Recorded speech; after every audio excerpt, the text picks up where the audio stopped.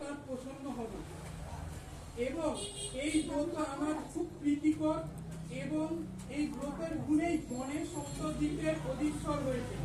এখন এই তিথির মাহাত্ম্য বর্ণি শোনো। পূর্ণদীপ্তি কাশীনগরে এক বেদ বাস করত।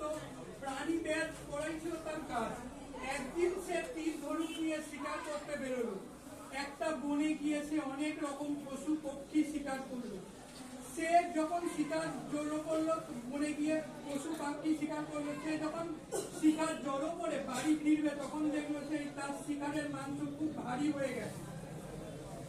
একলা সেইগুলো নিয়ে যাওয়া খুব কষ্টকর। তখন সে বনের একটা গাছের তলায় সেইগুলো রেখে একটু বিশ্রাম করতে লাগলো। খুব ক্লান্ত থাকার দরুন কিছুক্ষণের মধ্যে গভীরভাবে ঘুমিয়ে পড়ল। সূর্য ডুবে যাওয়ার অনেকক্ষণ পর ঘুম ভাঙলো। তখন সে দেখলো চারিদিকে ভয়ানক অন্ধকার হয়ে গেছে।